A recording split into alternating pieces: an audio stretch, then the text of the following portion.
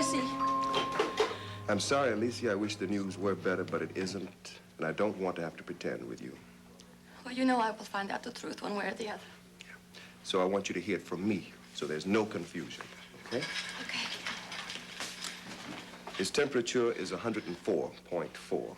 He's disoriented and dehydrated, and the headache's pretty bad. He had a mild convulsion while I was with him. Dr. Moultrie. Alicia? Look, it's bacterial meningitis as opposed to viral. And that's good because we can attack it with antibiotics. We've got him on ampicillin already. Now, the problem is, Alicia, that the meningitis got a head start on us before we could figure out what the hell it was. You mean because Dr. Ryan thought it was because he got hit on the head? Let me say something about that. Dr. Ryan's initial diagnoses could have been made by any one of us. But it wasn't. It was made by Dr. Ryan. Even his wife admitted it was a mistake. He thought Angel had a subdural hematoma, and he performed surgery on him, when all he had was a disease that could have been treated by antibiotics. Dr. Ryan, I went to the library today, and I looked up bacterial meningitis, and I found that with early diagnosis, 90% of the time, there is going to be a recovery. Now, is that or is that not true? That's true. So if my brother dies, it is because of a late diagnosis, and it will be Dr. Ryan's fault. Now, isn't that right? May I come in? Certainly. This is not a personal visit. It's about Pat. I'm afraid he's in serious trouble.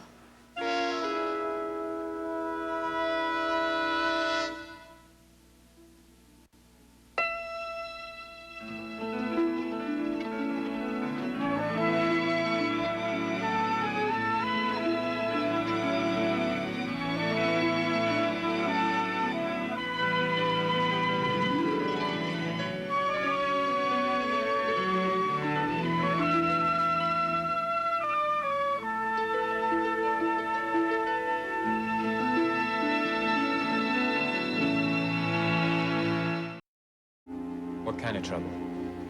A misdiagnosis. At the worst, a malpractice suit, the loss of his license.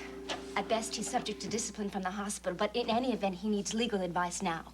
And I can't give it to him because I'll probably be forced to represent the hospital's position in all of this, as opposed to Pat's. I understand. Who was the patient?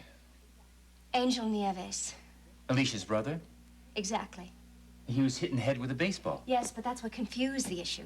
Pat diagnosed it as subdural hematoma because of the baseball accident. But in fact, he was coming down with bacterial meningitis. Oh,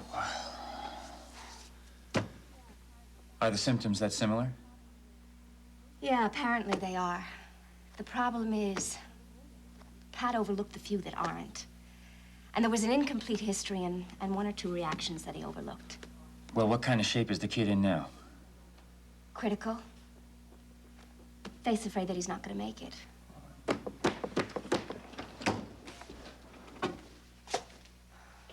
Well, you're wrong about one thing. A malpractice suit and the loss of license isn't the worst thing that could happen to Pat Ryan. The worst thing for my brother is the knowledge that he was responsible for the death of a 12-year-old boy. How's Alicia? Very upset. Angry. Well, it's understandable. Angel's all the family that she has. They're very close. Now, was there anyone else besides Pat involved in this mistake? Yeah, lots of people involved, but nobody else responsible. Roger did diagnostic surgery on Pat's belief that it was hematoma. And that's when the first evidence of infection showed up.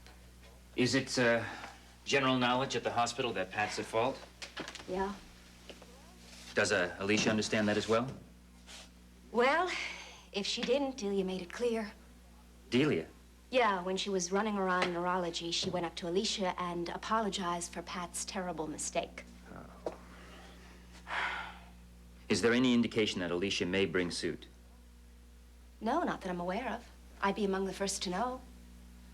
How does Seneca stand on all this?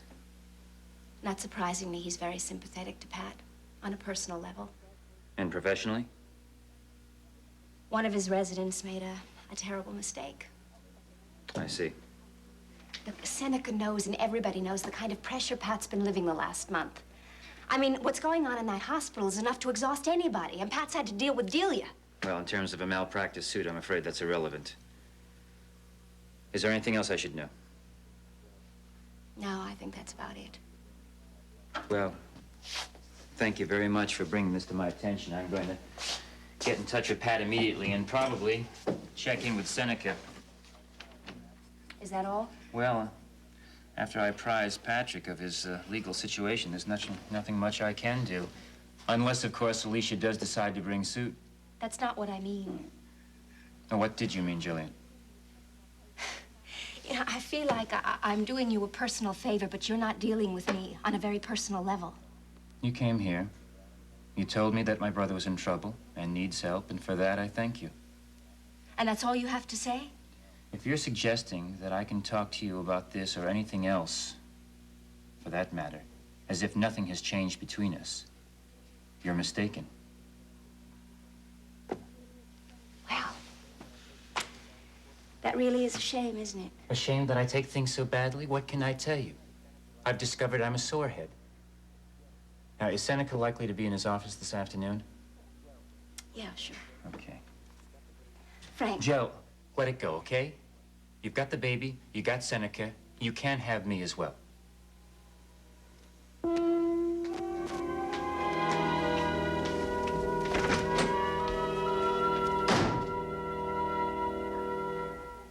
Okay, now, Alicia, just listen to me. Now, I don't excuse Pat Ryan's mistake, but as a doctor, I do understand it. Please, please, I don't want to hear it again.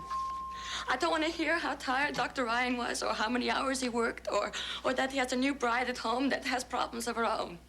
I know it. But none of it is going to help my brother. Dr. Moultrie, would you come in a moment, please? Oh, what's the matter? What is it? I think you should take a look. Another convulsion. Please, let me come with you. Okay, for a couple of minutes, just a couple of minutes, okay? Thank you. All right, now don't forget the gown. What? He's losing ground fast, Doctor.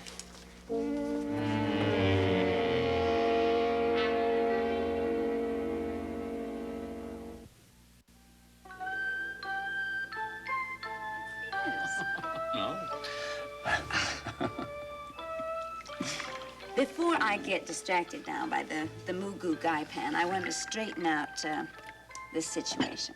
Just so there are no misunderstandings like last time. Okay. Okay. Are you really separated from Mary? Mm-hmm. Is that your idea or is that hers? Mine? How official is it? Civil divorce, church annulment, both pending. Pending what? Mary realizing that I mean it. Oh, so she wants to stay married? Yeah. Well, why don't you? Because I'm not good for her. And I wouldn't be any good for the baby. What baby? Ours. Are you serious? Ryan Finelli. Daughter. Born the 25th of May. I'm not cut out for fatherhood any more than I was cut out for marriage. And I'm getting out of my daughter's way before she learns to count on me for all kinds of things that I can't deliver. I see. I think. I don't want to be married. I don't want to be a father. I'm not going to be married. I'm not going to be a father. Next question. Well, that's sad for Mary. Only temporarily.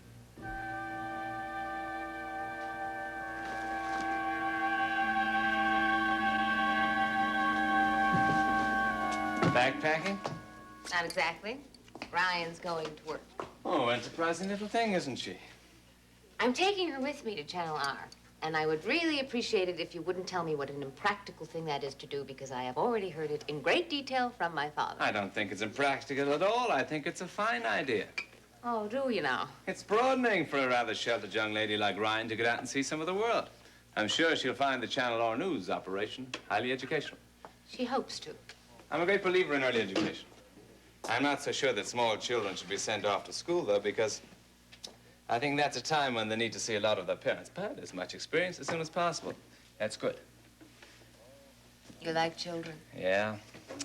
Oh, I also like puppies and kittens, and foals and calves and ducklings and singlets. All the little new ones. They trust you, you know. Yeah. Did you live on a farm in Ireland? Town. But you had animals. One large dog who was shared by us all. My mom always had at least one cat. And I had Billy, Who was Billy? my rooster. I can't tell if you're joking. No, he was given to me one Easter as a chick. I fed him by hand.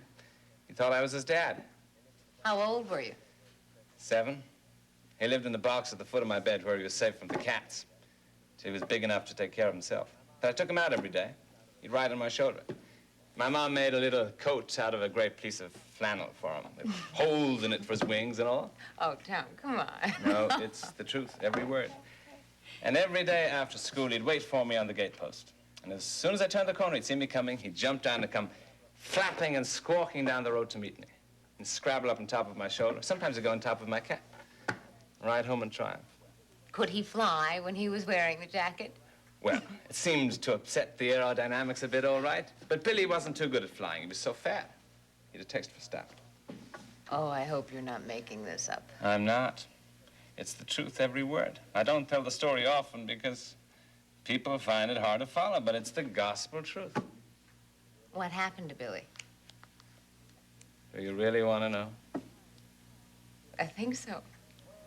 Why, is it sad?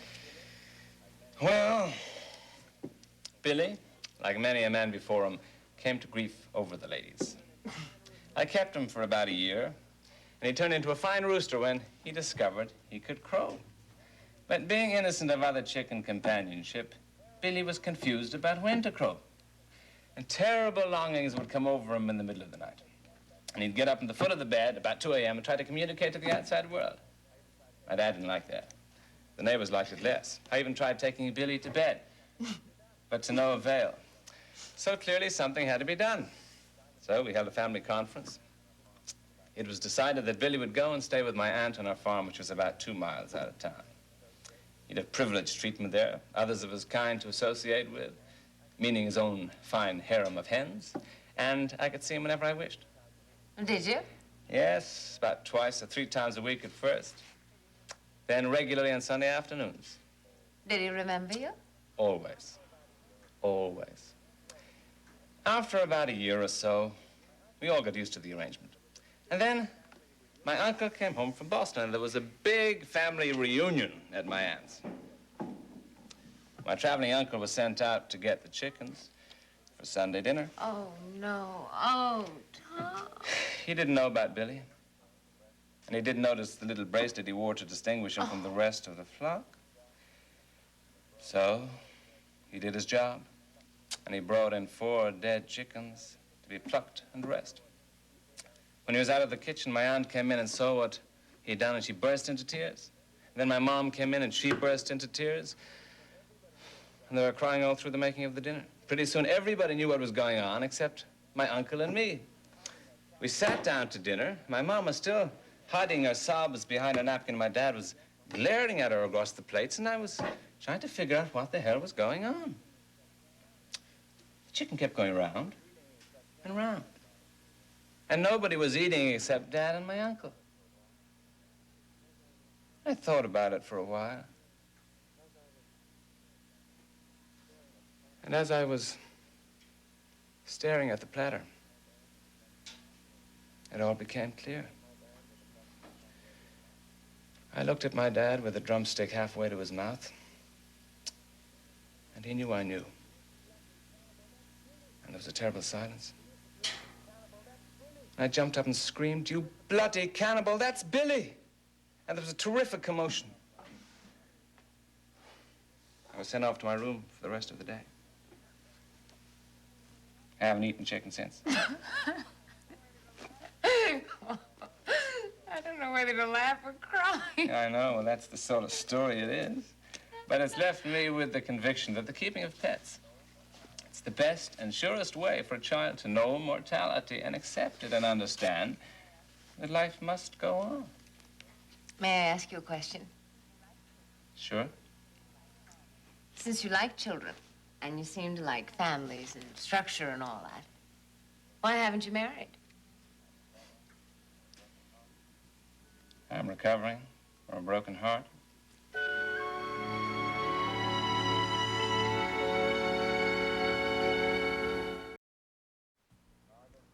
Who broke your heart and how? Margaret Callahan. She married my best friend, Dermot Ross. How could she? How could he? I kept asking myself the same question over and over again, and the answer was always painfully clear. I'm afraid they loved each other. Mary, are you going to be here for long? Maybe 10 minutes. Why? There's something I want to get for you now. It won't take more than 10 minutes, so don't go wait till I get back, all right? Please. Sure. Don't.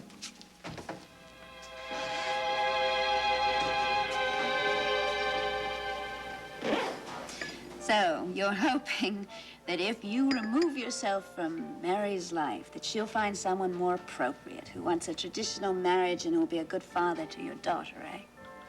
Hmm? That's about it. Actually, I think that's rather sad for you. You know what I'm beginning to find a colossal bore?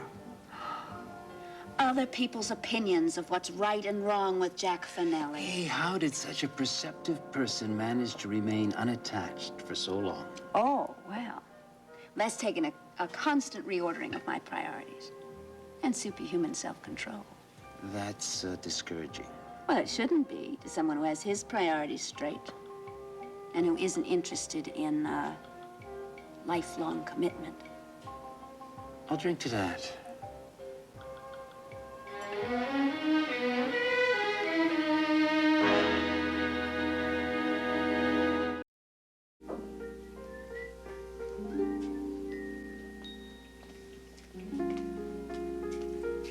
Okay, kid, I think we're all set. Your survival kit, my survival kit. Now all I need is another pair of arms. Hey, what do you think about filing, huh? Well, I know, but you really can't expect to start at the top. You gotta learn the files, answer a few phone calls, do a little work on the cues, and before you know it, you will be the star.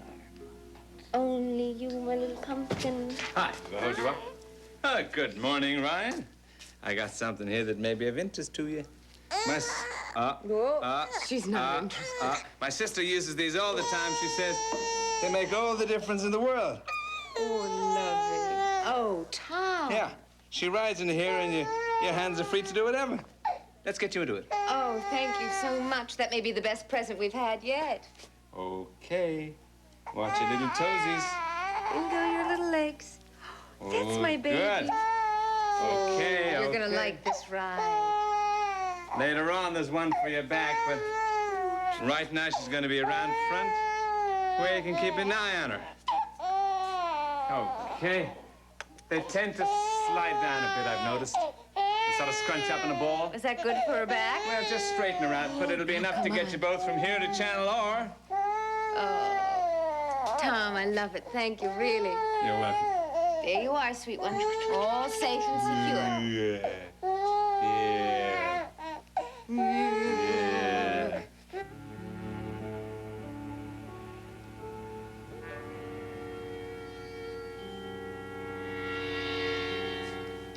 I would give anything in my life to have him well and safe at home. I know, Alicia.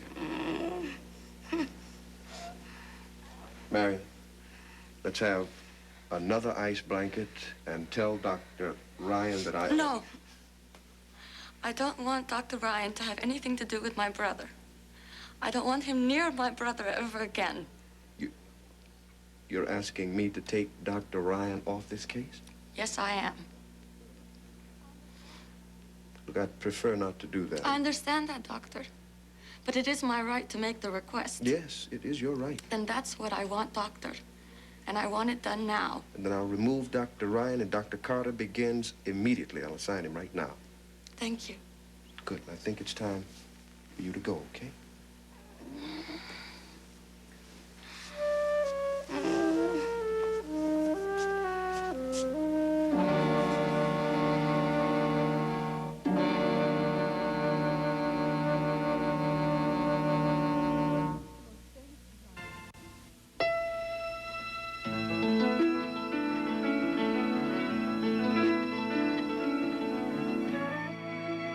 It's been a killer year for Days of Our Lives, and now, never miss a moment as Days kicks off SoapNet's sizzling primetime schedule every weeknight at 7, only on SoapNet.